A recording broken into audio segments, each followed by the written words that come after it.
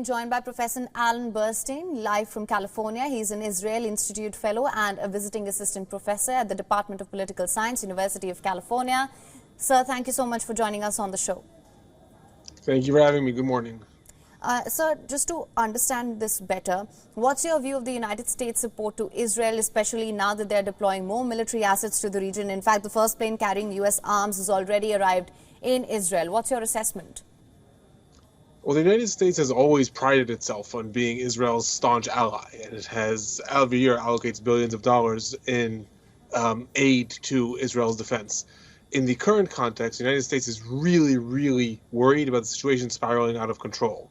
Iran and Hamas movement are pressuring the Hezbollah movement in Lebanon to enter into the foray. There are other groups in Syria, possibly even in Iraq, that may want to enter into the foray, and the United States really does not want to be involved. It does not want to have the situation in the Middle East spiral out of control, torpedoing whatever deals they wanted to have with Saudi Arabia, and etc. So this is all really a show of force by the United States saying, keep the war contained, quote unquote, between Israel and Gaza. Let's scare other organizations out of possibly entering the war and leading to World War III starting from the Middle East.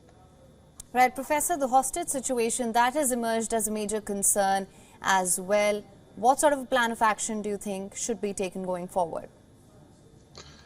It's impossible to say because Israel has never faced such a situation. The most amount of hostages or hijacked or kidnapped people that Israel has ever faced was when Palestinian militant organizations hijacked an Israeli plane in the 1970s to Uganda, and there was 105 people, Israelis, that were hijacked, and Israel launched a raid to rescue them. This is an entirely different situation. The most amount of people that have ever been held by a terror organization in the Middle East fighting Israel has been 3, maybe 5, depending on which reports we believe.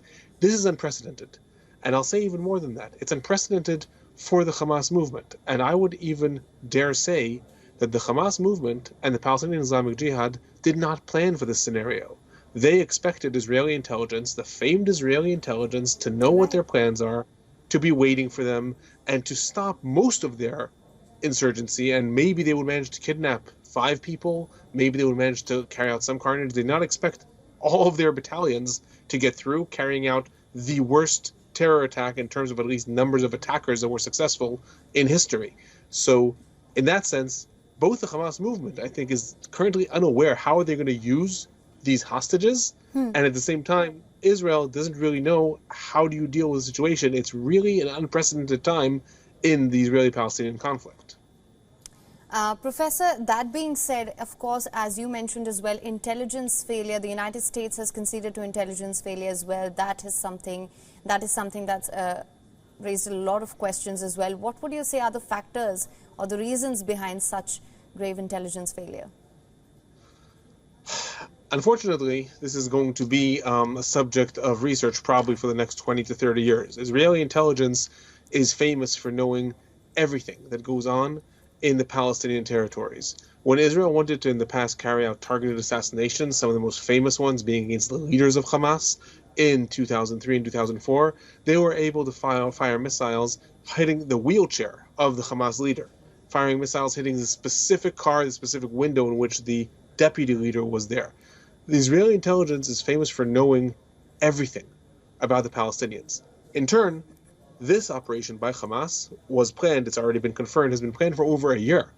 It's been planned for over a year, participated in it.